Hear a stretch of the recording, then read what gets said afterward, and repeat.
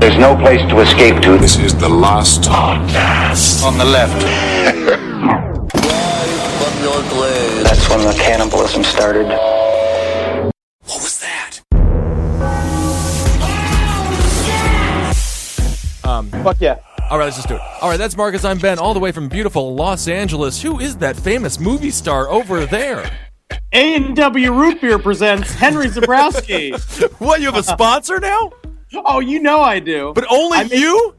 Oh, yeah. What they're doing is they're paying me to walk around knocking other types of drinks out of people's hands and being like, A&W! That's A&W! And then, like, it's doing really well for me. I mean, is that going to get support for the brand? I think people are going to get very hardened towards the A&W if you knock all the Diet Pepsis out of their hands. I am not officially sponsored yet. Oh, okay. What I'm going for here is to sort of, I'm starting a trend. I'm thinking it's going to go viral called Slap That Coke. Where you go up to someone who's drinking a Coke and you fucking grab it out of their hands and you just shove it down their fucking pants. And you go like, drink a fucking A&W root beer, you slime! Wow. Well, that's what I've been doing out here. Can people put their own twist on it? Like, they don't have to say, you slime, do they? No, you can call them a wetback, you can call them a greaser, you know?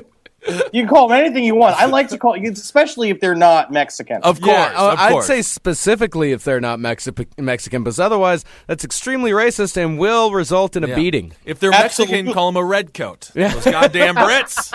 Get out of here. We've had enough of fancy teas. You burrito brain? No, still not good. No, still very, very bad. What is the racist about that? Everything. I'm playing a character. I'm playing a perspective. Can't hide behind that forever, Henry. Yeah. But you're doing well out there? There's celebrities everywhere. Oh, that's great. Have you had any celebrity sightings? I saw Santana at the Goodwill. What? Santana at the Goodwill? Didn't see that? I put it on Instagram. I took a sly picture of Santana at the Goodwill looking for awful shirts. Wow. And Santana is not doing well. Not doing too well at all. Well, Bob Thomas was outside in a car that was running. So it was fine. I think that he was just going in and out. I think he was just stopping by. This is Rob Thomas of Matchbox 20 fame? Oh, yeah. And he was blasting smooth. Oh, good. The whole time, so he's still in it. He's still in it to win it. That song was quite amazing. That's full of filth. Yes. Well, speaking of celebrity sightings, today we're going to talk about one of the most famous celebrities in American history and the sightings of him. We're talking Bigfoot, people. Yeah. Ed's father lived in the woods of fucking the Pacific Northwest, just banging little Jewish women in order to make more Eds. Is that right? Oh, yeah. That's not bad. This is good. This episode will be very informative for Ed then. We'll let him know what his dad's been up to. Probably not eating as much as Ed has, but that's okay. It's just so nice that they could get the big tubs of Nair it takes to get Ed to look like a normal fucking human being. I know it. On television every week. I know it. And for those of you who have no idea who Ed is, he's on The Roundtable of Gentlemen and The Burn with Jeff Ross. He's the Sasquatch on The Burn. He's cousin Eddie. He's the big one. Yeah. He's out there. He's the one that you were just like, oh my God, is that a pig standing up and talking? No. That's Ed Larson. Like that bizarre Geico commercial? Is that pig squealing? I didn't know pigs could grow beards. Good for him. Yeah. No, he's Look a at very that pig successful putting on pig. pants. Look at that pig putting on a sweater that's a little too small. Well, speaking of sweaters and overall hairiness, the Sasquatch and the Bigfoot or the Yeti, they certainly got quite a mane on them. Marcus, let's just start off. Do we want to start off with the first footage that was ever filmed of the Sasquatch? Absolutely. That would be the Patterson-Gimlin film. Okay. And Sasquatch has been... by the way, 9 out of 10 times, that's a snuff film. Absolutely. Well, that was all their previous movies, and then a bunch of just like pictures the of Sasquatch just showed up. And him just videotaping his own butt to see if he had pimples on it before it went up to date. And this is the video that I'm sure every single one of you have seen. It's a very short picture that was filmed on October 20th, 1967. It's the one that has Bigfoot just casually strolling along.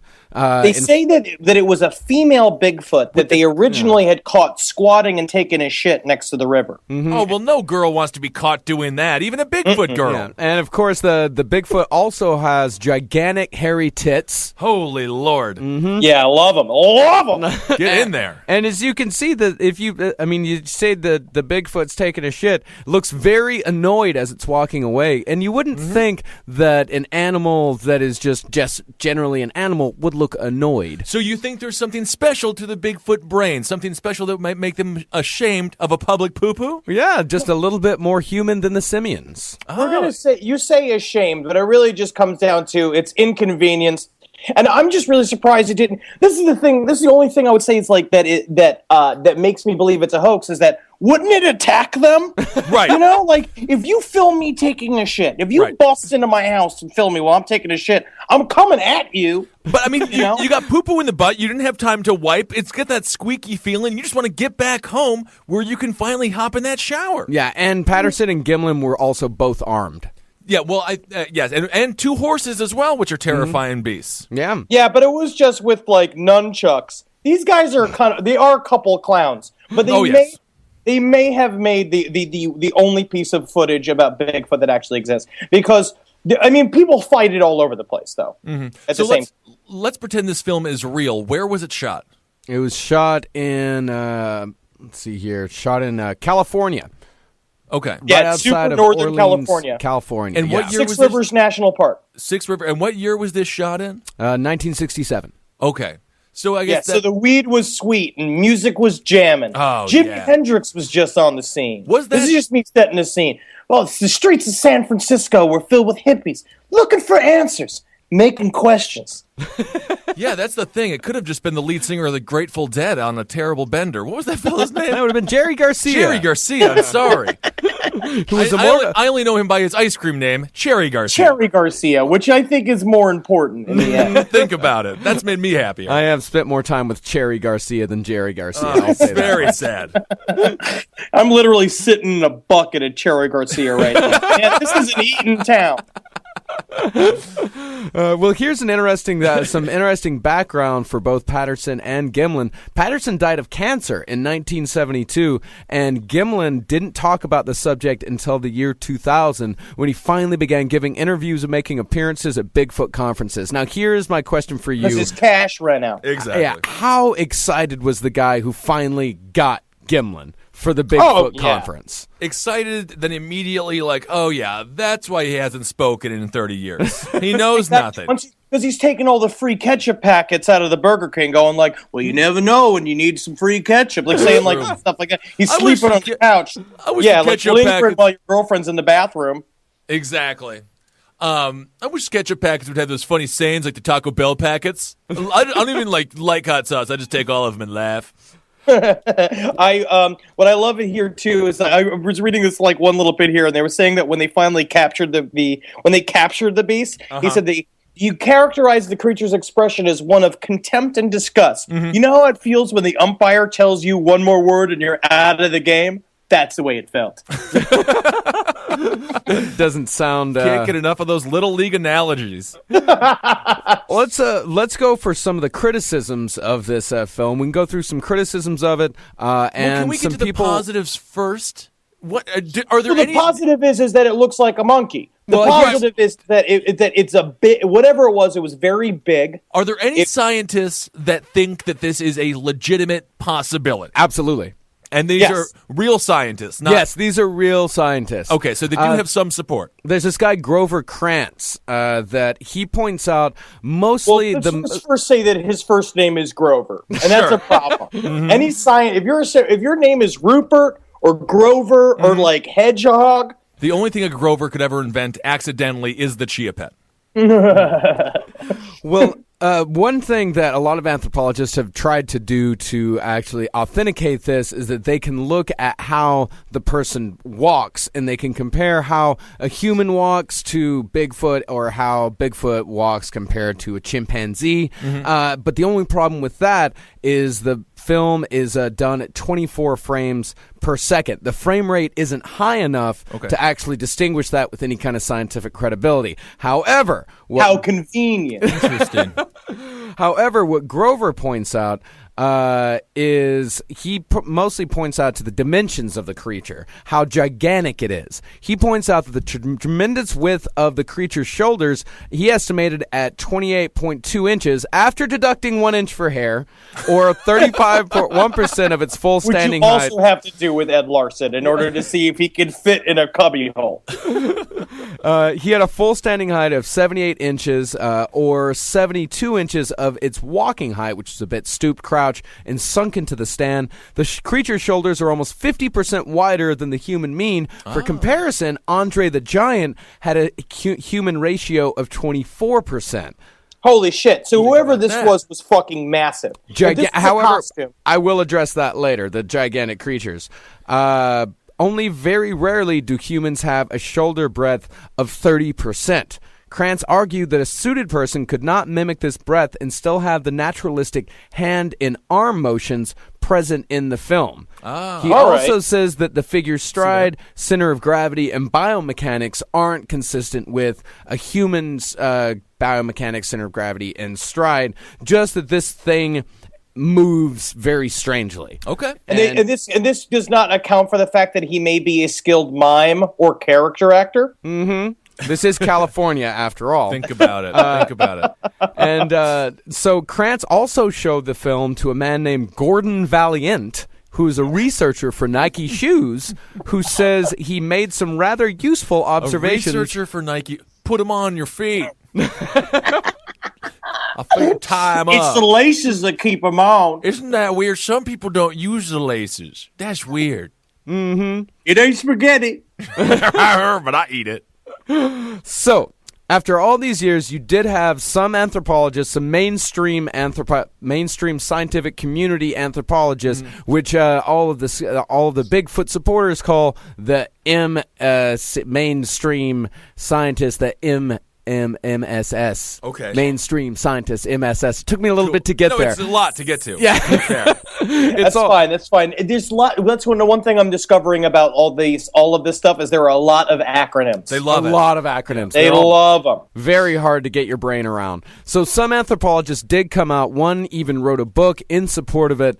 However, in 2002, Philip Morris of Morris Costumes claims that he made a gorilla costume that was used in the Patterson film. Oh. He says that he discussed his role in the hoax privately in the 80s, but first admitted it publicly in 2002. He claims he was reluctant to expose the hoax earlier for fear of harming his business, i.e. giving away his performer's secrets, which would widely be disregarded as disreputable, much like a magician going on the Fox network and showing how all the tricks are done. Interesting. That's an insult. He did an insult to that magician guy. He did. That is unfair. Yeah. There is definitely a fight in Philip Morris's past with his father that he definitely seemed to have lost when his father said, "Get into the tobacco business. It's going to be huge." And he's like, "Fuck you, Dad. I'm making costumes."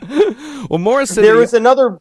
Oh, keep going. Well, Morris said he sold an ape suit to Patterson via mail order in 1967, thinking it was going to be used in what Patterson described as a prank. Well, when you get that from the mailman, make sure to scream, "My bride!" My bride. Ordinarily, finally, the perfect costume for my monkey drama.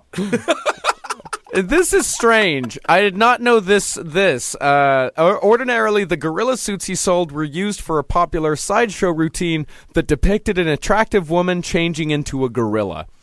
Whoa. Ooh, yeah. That is a sticky theater. Ed's mother. And after the initial sale, Morris said that Patterson telephoned him to ask how to make the shoulders more active and the arms longer. And he said, here's why I said this is why the creature's walk is so strange. Morris said, the Bigfoot researchers say that no human can walk that way in the film. Oh, yes, they can. When you're wearing long clown's feet, you can place the ball of your foot down first. You can't place the ball of your foot down first. You have to put your foot down flat. Any scientific explanation that begins with when you're wearing clown feet like makes me just shut down. Yeah. Another thing, when you put on the gorilla head, you can only turn your head maybe a quarter of the way. And to look behind you, you've got to turn your head and your shoulders and your hips. Plus, the shoulder pads in the suit are in the way of the jaw. That's why Bigfoot turns and looks the way he does in the film. He has to twist his entire body. He says that also Patterson called him That's asking, also how monkeys are built. That's how gorillas are built, where they can't turn their head individually. They have to move their body. So, however, one more person came out, none other than Bob Hieronymus, the man in the gorilla costume. Really? His last name's Hieronymus? Yeah. It's kind of like, what's the guy who was just like, shut up, Mom, I'm painting hell, the Hieronymus Bosch. Yeah. Hieronymus Bosch. So there was another video that came out now recently. It was like the same exact thing. They said that it predates this video, because this was, 1962, you said? 66. 1967. There was another one that recently said that came forward, which was a skunk ape video that came out in 1952. It's like this older one, and it is the farthest off shot of a dude just jumping from one rock to another rock. And then there's a show called, I think it's called Sasquatch Hunters on TV right now, where they have this big fat Indian dude who's just sitting there, and they're just like, we're trying to test to see if it is physically possible for someone to jump from one rock to another. And then he goes up there, this 350-pound dude, he just jumps from one rock to the other, and they're like, we've reached the conclusion that if Geronimo here can jump from one rock to the other, then it is quite possible for any human to do this.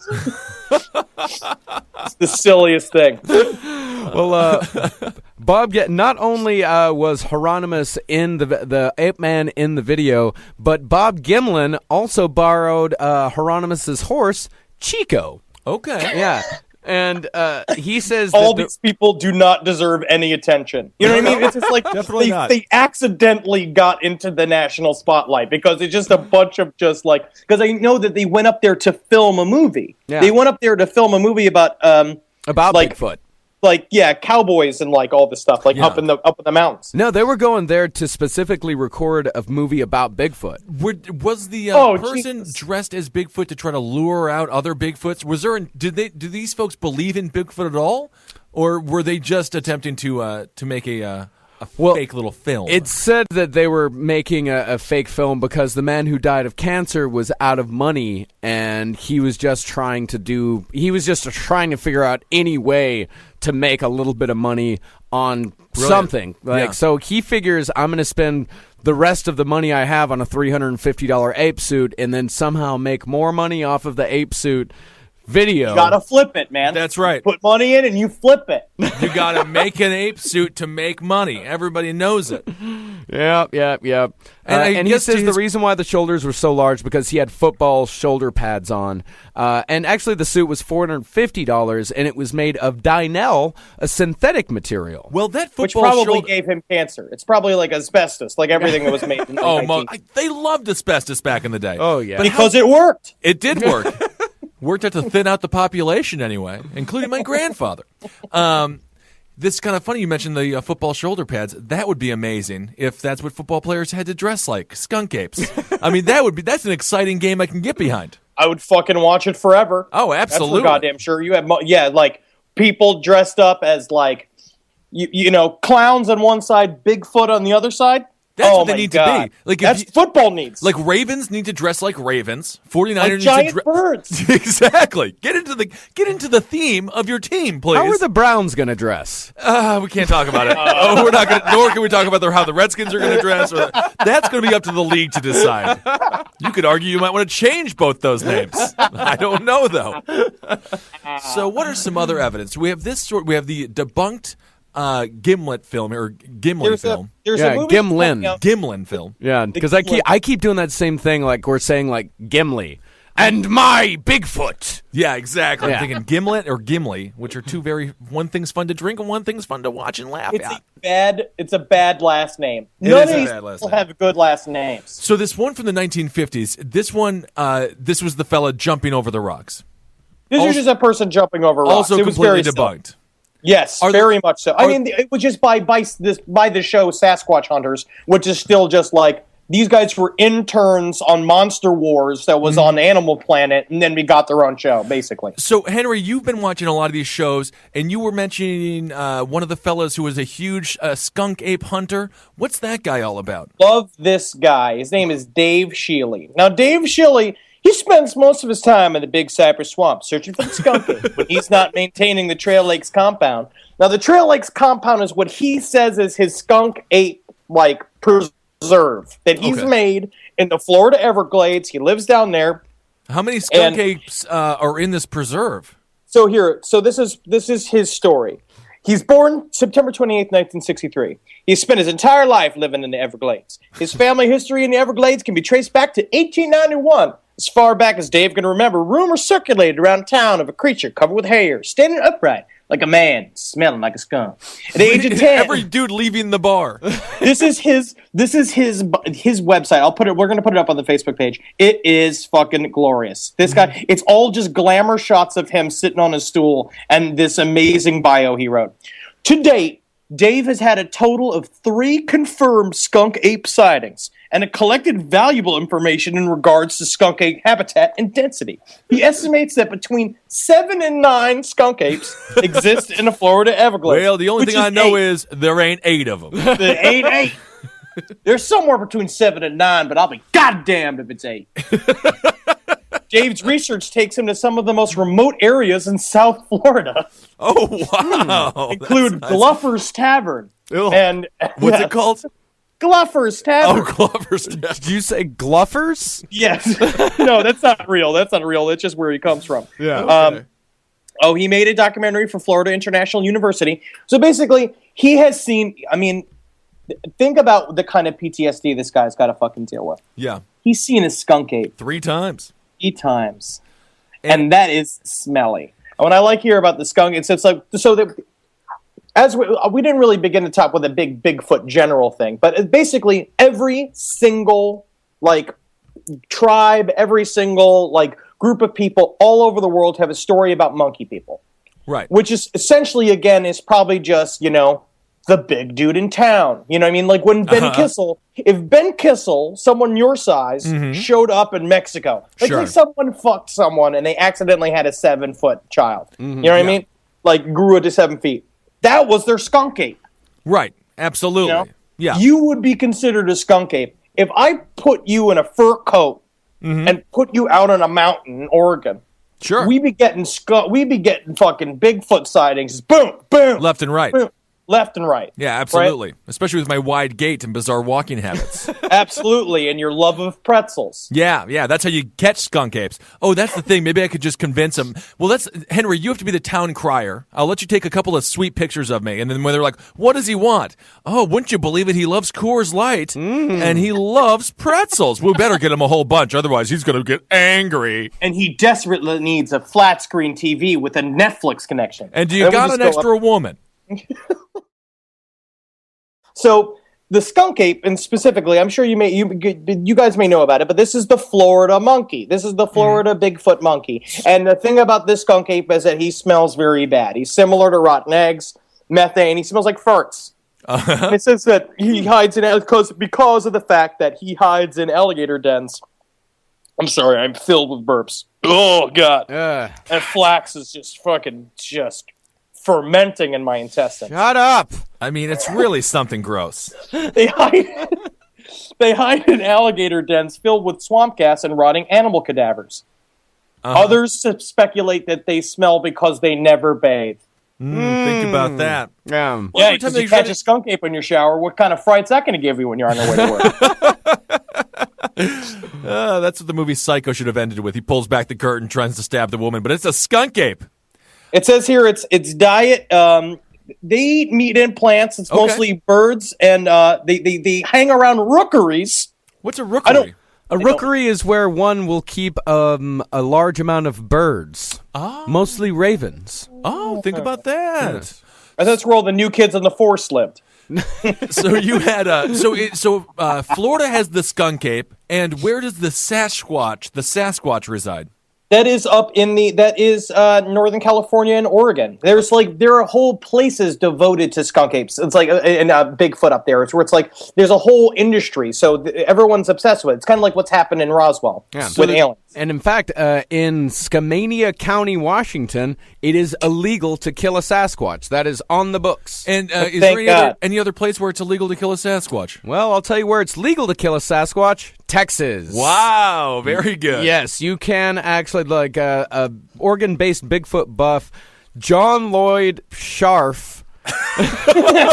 Again with these fucking names. I mean, they have no choice but to get into the Bigfoot game. Yes, he contacted. I'll born a sharp and I'll die a sharp. Yeah.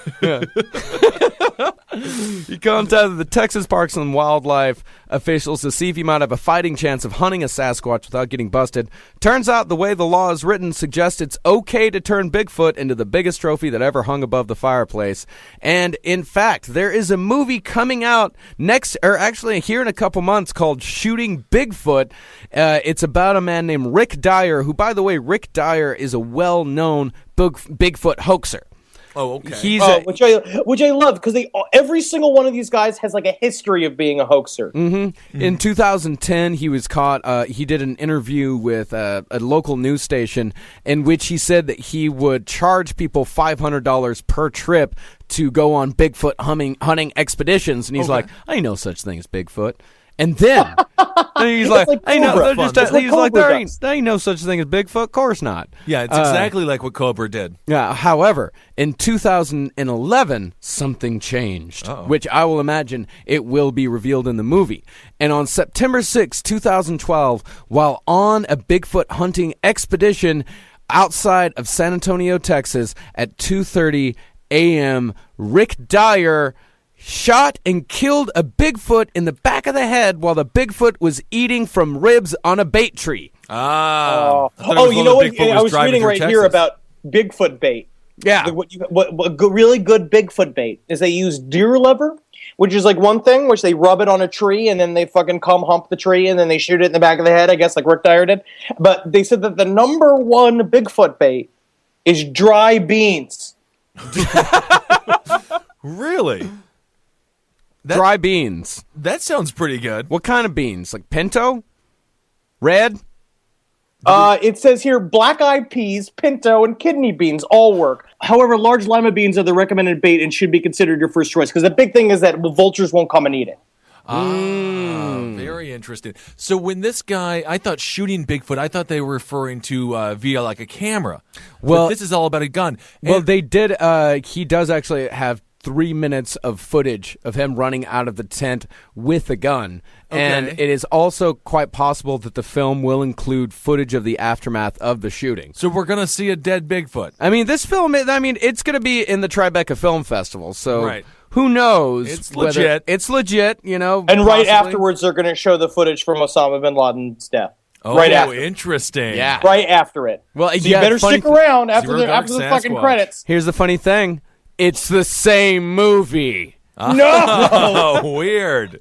No! Very bizarre. Oh, my God. There's another movie coming out called Crypto Trip, where same thing, a guy named Christopher Maloney basically blew up this whole, he is really deep in the Bigfoot scene. A lot of hot chicks in that scene, I assume. No, absolutely not. None. No. Okay.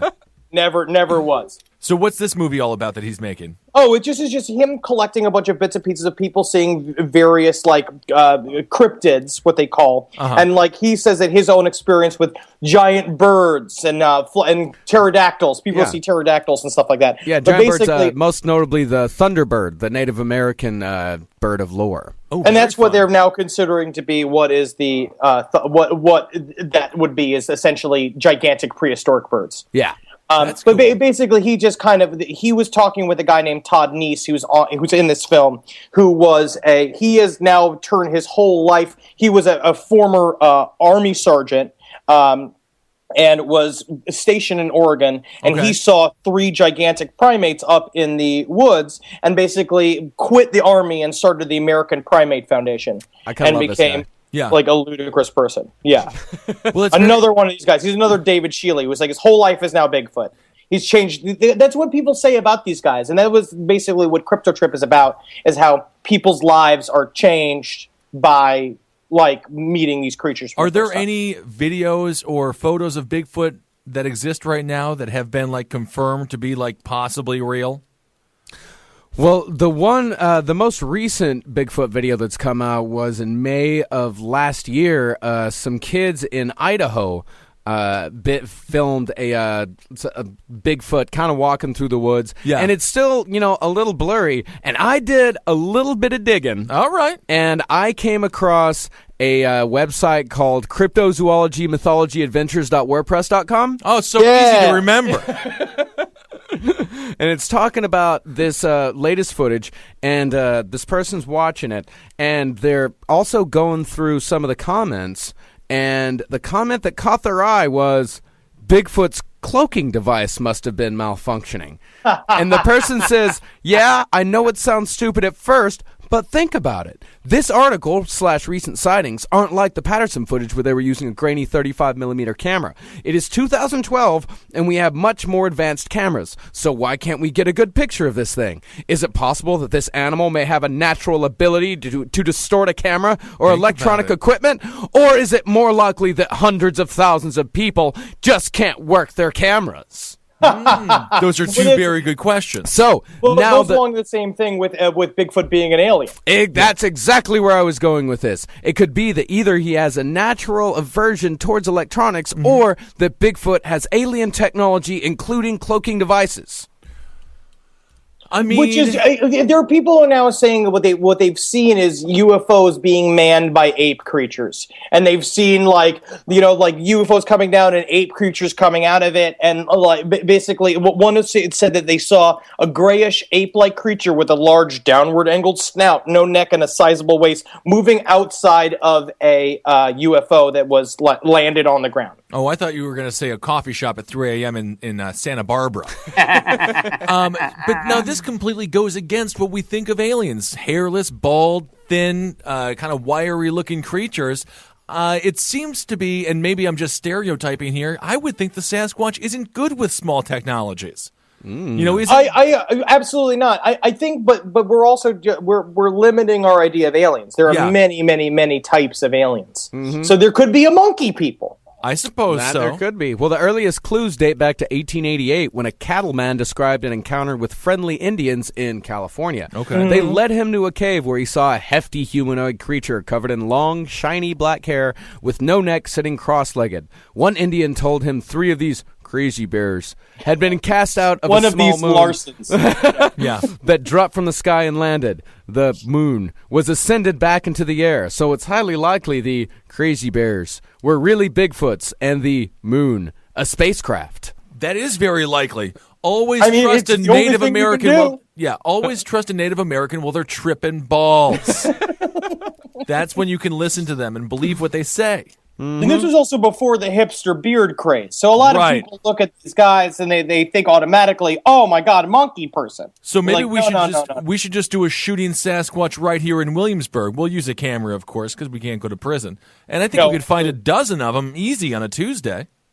Oh, yeah. I mean, just look for the ones wearing the cardigans. Yeah, absolutely. Absolutely. Sasquatch is dressed very cool, very nice. There's also a lot of belief that, that Bigfoot is an interdimensional being, and that's the reason why he can't be captured. Again, if you want to talk about alien theory, it's the same exact thing, that he pops in and out of reality.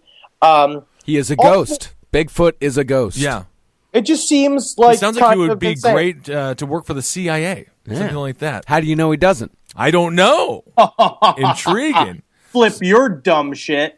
So what do you think it is, Henry? If you had to choose alien or just land creature or missing link, a lot of people think it's possible that he is the missing link between man and a gorilla. Well, when they go into basically talking about how he could naturally not be found, there's a lot of stories people talk about, like, elephant graveyards or bear graveyards, where it's like these creatures hide their dead and they bury them. So it's like maybe that's why we don't ever find any sort of evidence of them, including like, they bury their shit, all the stuff, and so because they're aware of humans and don't want to be found by humans. But so they hide everything about themselves, and maybe they're super nocturnal. They're up in these like hard to reach mountain areas and all this stuff. Maybe they just really hate American economic policies. They just want to go into the woods. Yeah, they're off the grid. Yeah, carve some words into a wall. Yeah, they exactly. They're given out. Yeah, but then they should be in Prague, smoking cigarettes in a cafe. That's true. I mean, if a Sasquatch smokes a cigarette, it could just go up at any second. That's a very dangerous tradition or addiction for them to have. Absolutely, you can't. Yeah, it can't be around an open flame all the live long day. Yeah. I think that maybe there's something to creatures being up in the mountains. Yeah.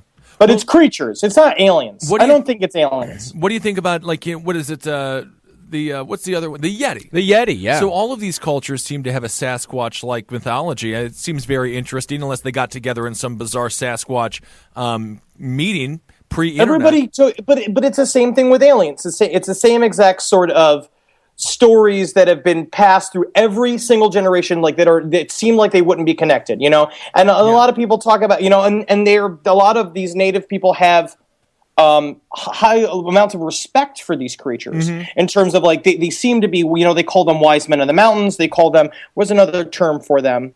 They're just very important to their worldview, like all the time. I forget. There's a bunch of great names for them. The Sasquatch. The Lemons. They're called the Lumens. Yep. The Hummus Brothers. They're called the Semeques. The local version of populate. That is the Lumi people. That's down in the South Pacific. Okay. And then they called them wild men and hairy man and stuff like that. So there's something to it. Evil seeker. Evil seekers, very cool. And so there's also a lot of, you know, theories about them being highly enlightened. You know, that's what they're saying about the Yetis and what the Yetis are. So what are some of the things that the Yetis were enlightening man with?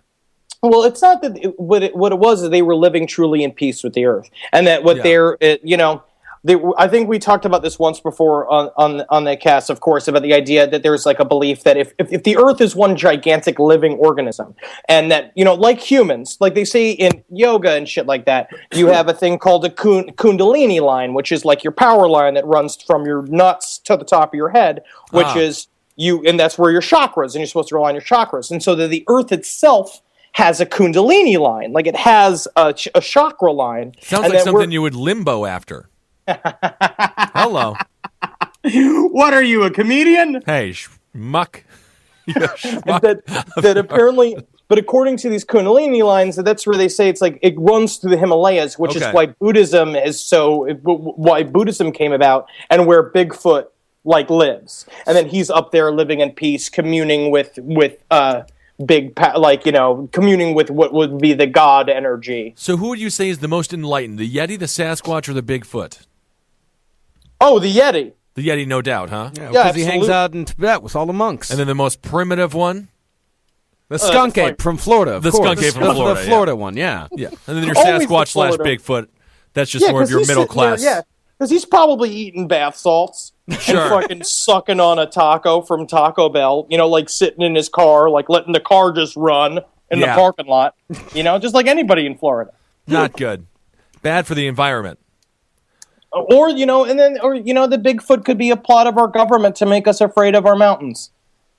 Yes, that's a very good point. I like it. Yeah. It's MK Ultra. Yeah. That's what's going on here. MK Ultra? How do you bring be surprised. You can't just bring MK Ultra into everything, Henry. If you just, I would say, take a second look at that Aurora footage. All right, and tell me that you don't see a fucking Henry Bigfoot in there. There is no Bigfoot in the Aurora footage. No, there's just a redheaded jackass. It's fine. I'm just saying. Ooh, and no also, stone unturned. Bigfoots are also called devil monkeys. Ah, very, very fun. I like it. All right. Well, I feel like, have we wrapped up our Bigfoot coverage? There's just there's a lot more around, but it's just more of the same thing where you just have another person say, "I saw an ape in the grass." There was that cell phone video that we'll probably put up on the Facebook page. Up. And if anybody out there has seen a Bigfoot or seen a Sasquatch, send in your footage, even if it's just a buddy in a tub. You know, whatever. If you are a Bigfoot, take a picture of yourself in the mirror. And you are using a computer right now, fucking take a picture of yourself in photo booth. Yep. And send it to us. But because the big thing is that. But send it to us privately at cavecomedyradio@gmail.com. Don't post naked Sasquatch pictures on the Facebook page because we will get shut down. Please do not. Please do not. The other thing is that Spike is offering a $10 million. Spike TV is offering $1 million, like $10 million bounty for anybody with proof of a Bigfoot body. $10 million? Really? Don't Yes, tell $10 people that, million. Henry. We're gonna do it. That's why these guys are all coming out of the fucking woodwork now. You got 2 different Bigfoot movies coming out. Oh, that's because they're all so trying to get funny. the money. Get that sweet money. I love it. Yeah. Well, I want you to get that sweet money out there in L.A. as well, Henry. Well, I miss both of your faces, and I even miss the way that you smell. Oh, really? We miss you too. On a scale of 1 to skunk ape, what do I smell like? Oh, you smell. You're like a recently laid off businessman. Oh, that's not too bad. For Yeah, a it's like a whiskey. 4. Ooh, You know, What about me? 0 to Yeti. I'd say you smell like a saddle in a cigarette store. God damn it! That's the best compliment anyone's ever given me. I love Texas that. I love that smell. I know that smell. I know I do. I can read you. Yeah, you can. I know what you need to hear. Well, that's very, very nice. And you smell like the inside of a carne asada steak, Thank which I think you. is just wonderful taste. I'm fine with that. And you should, because they actually smell very good. You Yeah. actually smell so good it's difficult to mock your odor because you just smell like baby powder. You just That's smell like what I a cover freshly myself. soiled diaper. That's my goal. Yeah, it's so good.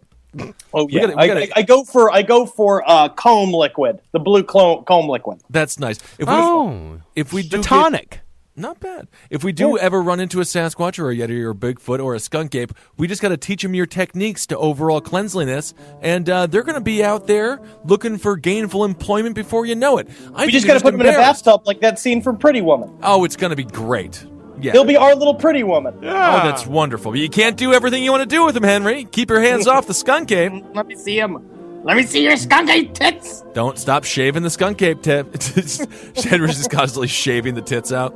Just want to see him. Yeah, I mean, I kind of want to see him too. Yeah, I do too. Well, all right. I guess we will leave you guys with that. Magustalations. Magustalations. Magustalations. Indeed. Heil me. How geen. Hail yourself, everybody. We will talk to you Find soon. a Bigfoot. Get that cash. Get that sweet money. Absolutely. Send it in. And if you have Bigfoot stories, send them to us. We want to hear all they're about also it. called skookoons. Yeah, that's my favorite. Skookoons. Cooms. That sounds adorable. Sounds like an ice cream flavor. It is. It's just hair and body odor. All right. Get out of that Cherry Garcia you're sitting in. Hey, I'll see you guys. Bye-bye. Bye.